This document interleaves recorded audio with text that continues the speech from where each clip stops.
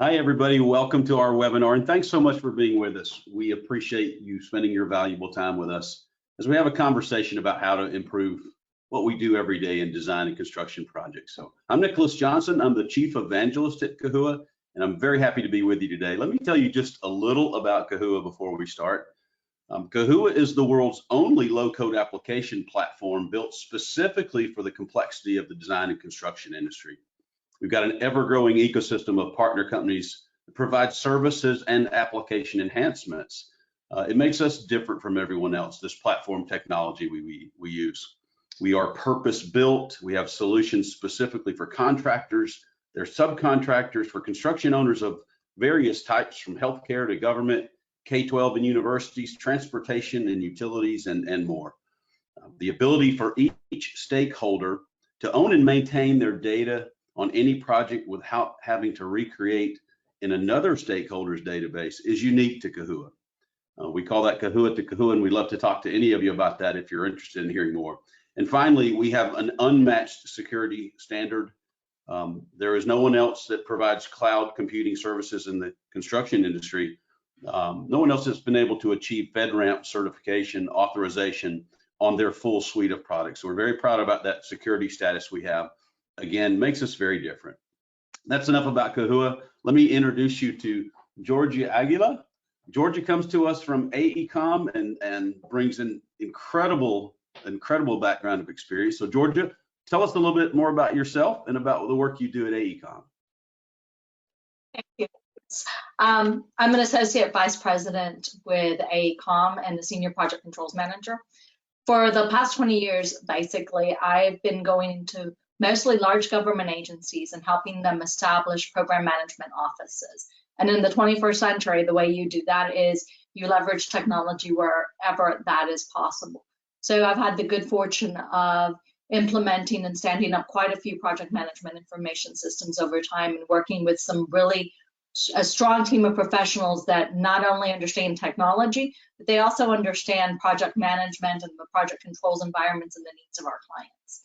So it's been fun. And it will continue to be, no doubt, if change is the constant in our industry. Well, let me draw everyone's attention to what we consider today's issue that we would like to discuss, the problem statement, if you will.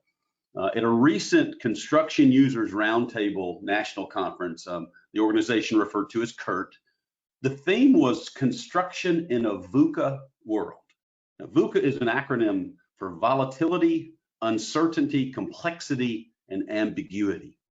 The theme in the presentations at the conference indicated that the challenges that have always faced the construction industry are now amplified, perhaps like never before.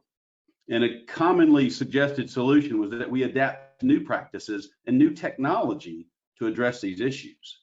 So today we invited Georgia to share her experience and offer some best practices that she's implemented, helped her clients implement in her very impressive career. So Georgia, thank you again for being with us today. Georgia, so much has changed in the last few years. I'm sure that you encounter client situations where outdated technology is being used. Can you share some examples, perhaps without naming clients, where old technology was really diminishing their returns, making their success much less likely? Oh, beyond old technology, applications that are absolutely obsolete. I've seen a couple of clients with still using the black screen DOS systems from back in the day. Other applications that have been discontinued entirely. Proliance is a very good one. In its time, it was a great tool, but it's now just totally useless and no longer supported by the company. But I think what I see more often than not isn't so much outdated applications, but just sort of a hodgepodge of tools that are good for what they do, but have been used together, like Excel and Outlook being used, and maybe SharePoint, and all of these things sort of being used haphazardly to manage projects. And that's just not an effective way to really control everything you need in the world of project management. So SharePoint probably being used like a file server for projects, I assume? Technology savvy agencies will create minor SharePoint applications and SharePoint lists and things like that. But they haven't gone the full length of having it integrated with other applications. They're using it mostly, as you mentioned, as a document repository, and it doesn't really include any of those control features that you would have in a standard PIMS that keeps cost controls in place, that manages the budget, that really incorporates the schedule. It leaves a lot of that to the PM, and certainly no really valid reporting that's comprehensive for projects. Yeah, I've seen at different owner organizations effectively a email system posing as a project information management system. Is that another issue you encounter? Anywhere you go, when you ask for information from a project manager for a claim, I'm sure a lot of people on the call have experienced this. The first thing you have to do is contact the project manager just to find the information or the data, because it's in his email inbox. It might be on SharePoint, but you don't know where on SharePoint, because there's 16 versions of that same application or that same thing.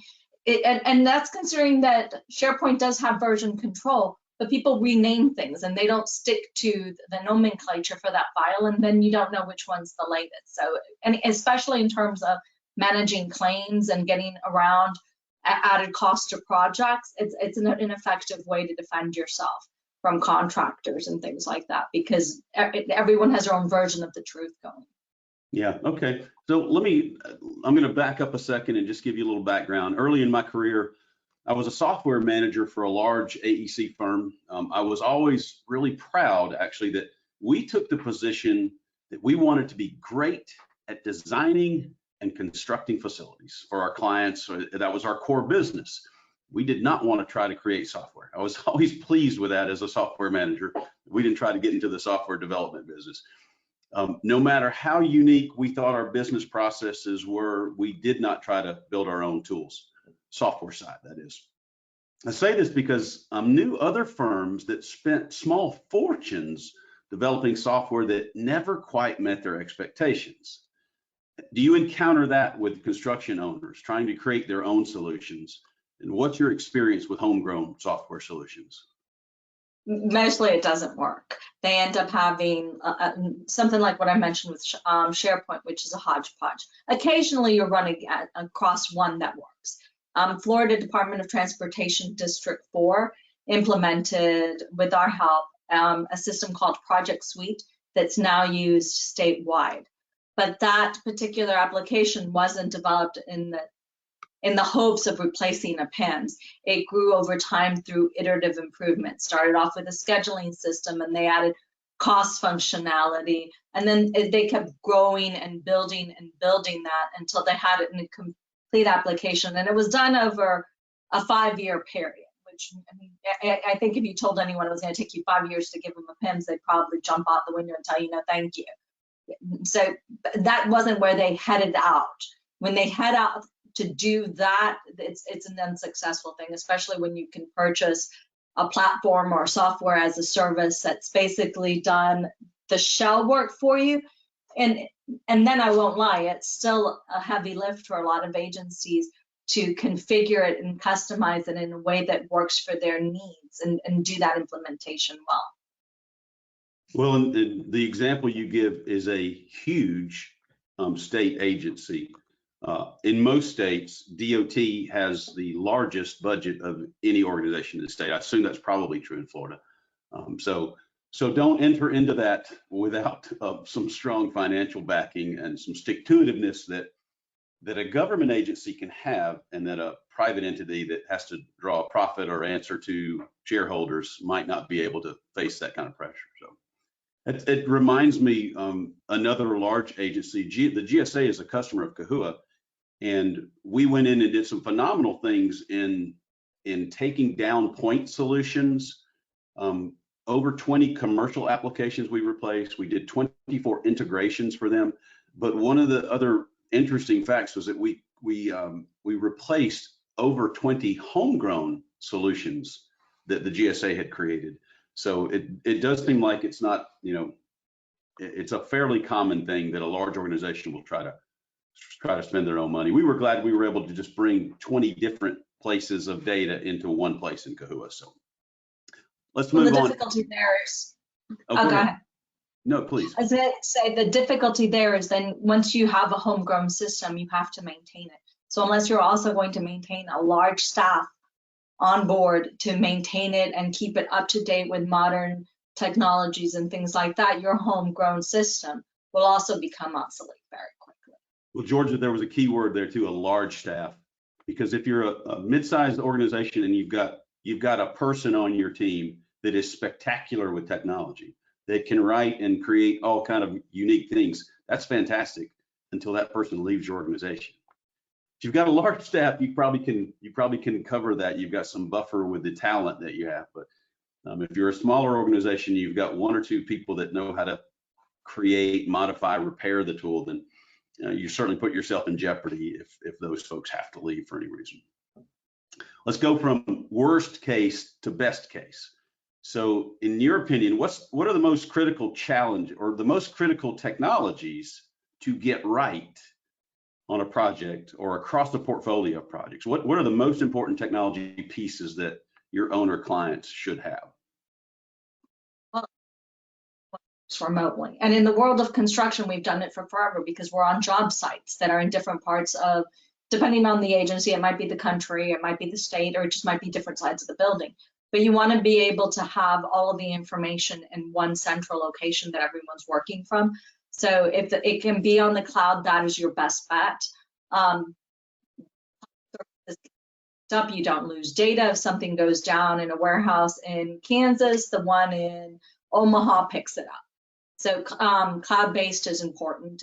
You also want it to have an ability for collaboration on the same things. We'll see that in a lot of BIM models where people can work on the same exact file at the same time. We see that in Teams where people can work on the same thing at the same time. You want that same functionality within your PIMs where you're able to collaborate on the same documents, on the same submittals at the same time for purposes of efficiencies. And so that you, again, you're back to that whole concept of one source of truth. Dashboards and analytics are something that you want to include in any application today, and especially a project management information system, because what's the first thing your executive managers say to you? I want a pretty report on the internet that I can play with. They want a dashboard. Everyone wants a dashboard, but it's only as good as the data you have behind it. And to that effect, you're also probably going to want the ability to have it integrate with other systems and some sort of data warehousing so that all of those other systems and it are coordinating on the same day. It's really important. I'll see integrations happen where your cost data is valid as of the 1st, your schedule is valid as of the 15th, and your change orders are valid as of another day. And again, you're in a position where your data isn't reliable because everything's in different times. So you want to synchronize the data. You want to have it in one central location. And then now I'm starting to see increasingly geotechnical data wanted to be included in PIMS applications. Things like geospatial location. Where is that AC located in the building? When is it going to be updated? Where is that particular project being built? And what other projects are in its vicinity for GIS? And AI, I mean, we've all heard about ChatGPT that can now answer questions and write documents more brilliantly than the rest of us. We've already started to see some of the AI tools that come with Microsoft be utilized by clients in a way that can interact with PIM. So that's going to start happening more and more as we go on.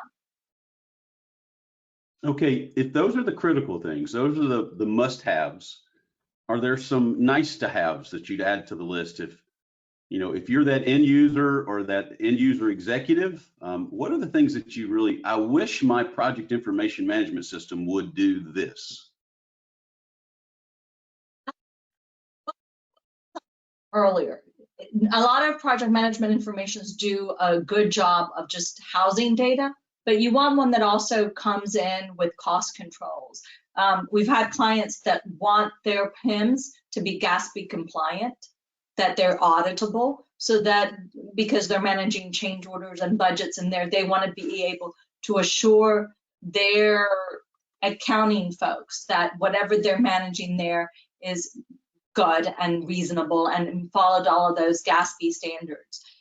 You also want to be able to have it role-based, so that in every project, you don't have to go in and add Georgia and Nicholas to that project, but you're able to say, this is something that a project manager does. This is something that the accounting department does, and have things repeatable and iterative. And then the last one that comes to mind like this really quickly would be portfolio management, where they have a hierarchy of projects or a hierarchy of contracts. A lot of agencies will have a master agreement that's used in multiple projects, and they want to be able to manage that big, broad master agreement while still also managing the component that sits inside the project. And likewise, they'll be able to, for like a university, they'll want to be able to manage a particular campus with respect to all of the projects ongoing. So you'll have that portfolio level, but also the different trades on those campuses. So that kind of roll-up hierarchy is another one that's nice to have if you can fit it in. So for universities, I know that the sources of funding is a really big issue for them. Would you consider that? So we're very proud that we have a robust tool set that helps an owner track not just what he's spending, but where those dollars came from. For a contractor, it's generally a pot of money. Here's my budget. I'm going to spend it all. But for many owners, money is designated for certain parts of the project, for certain attributes of that project.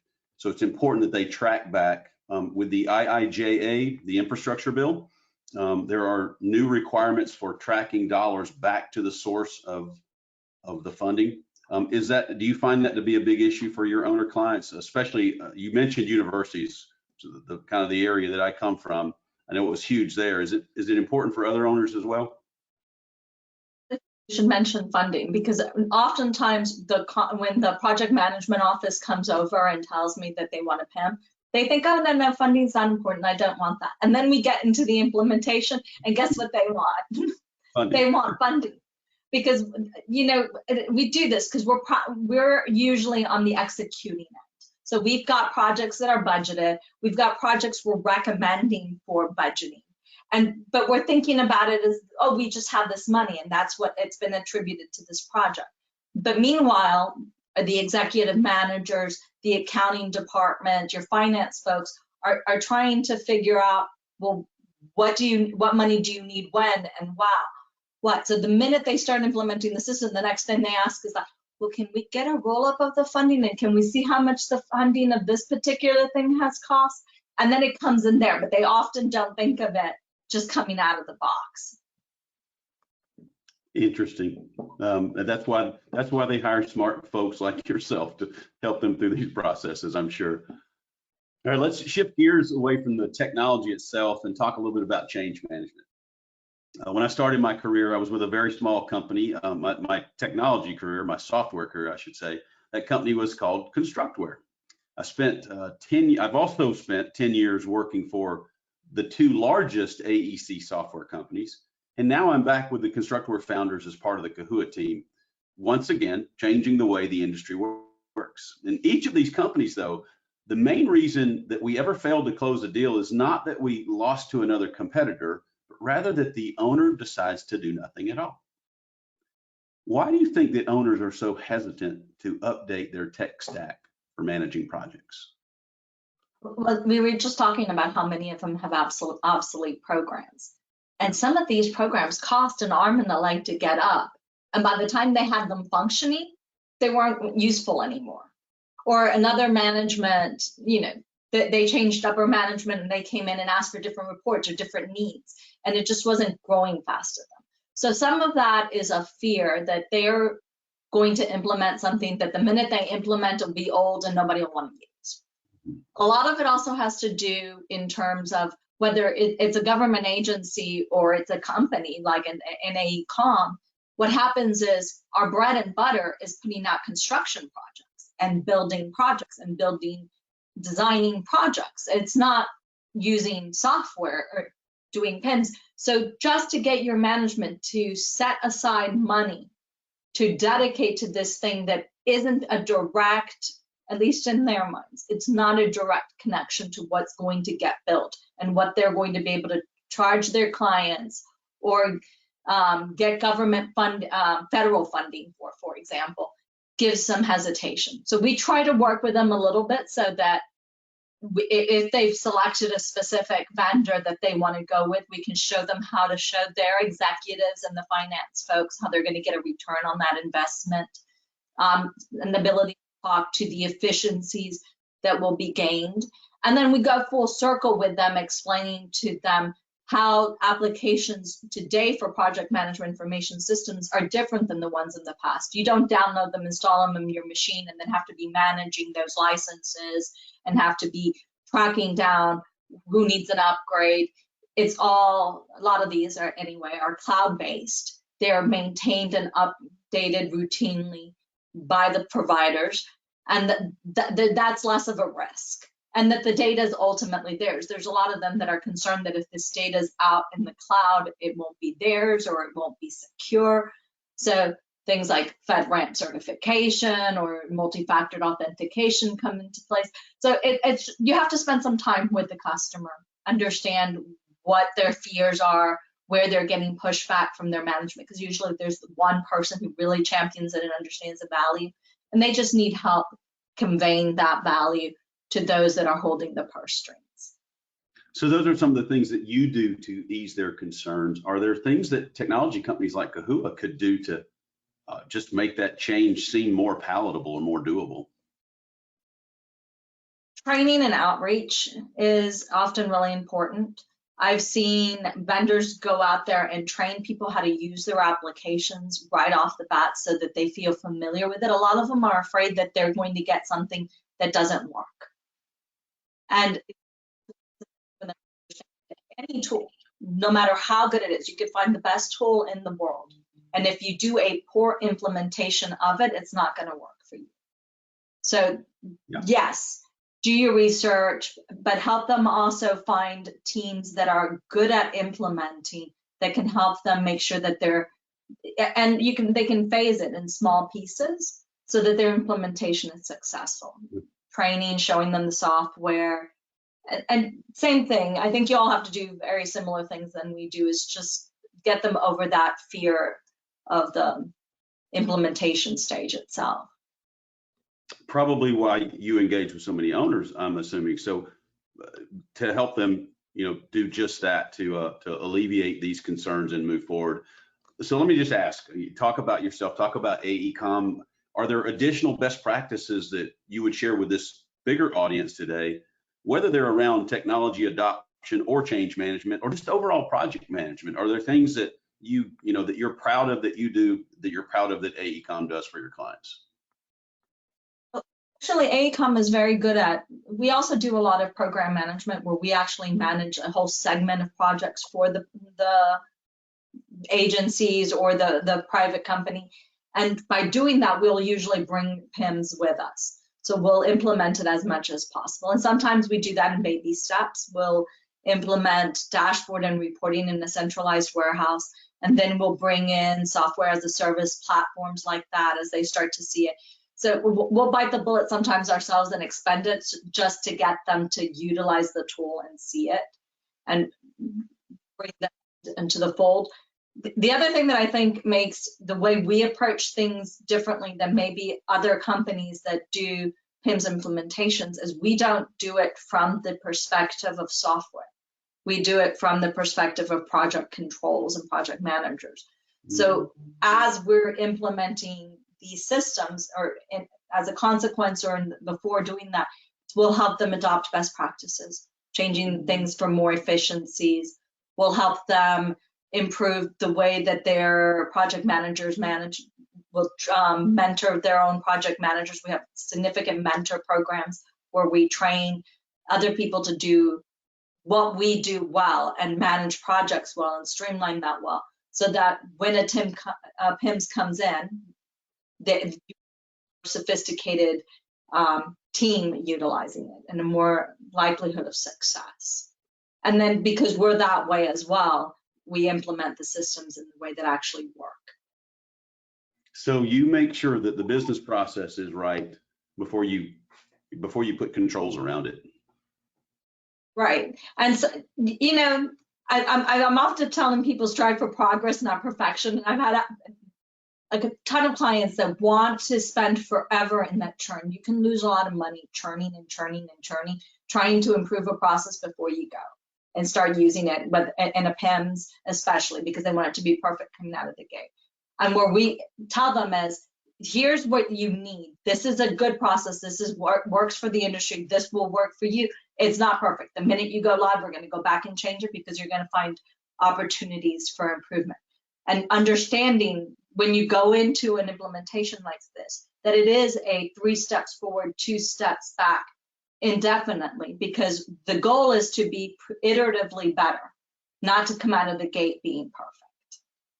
All right, great. You brought some really strong points just there in that one answer. And that, first of all, we don't want to put good technology around a bad practice. So you're going to get that right up front, but also that it's an iterative process. And that's something that we talk to our clients about as well, that you don't have to have this perfect the first time, because we want you to get in and test what you're doing, and your team will tell you what needs to change.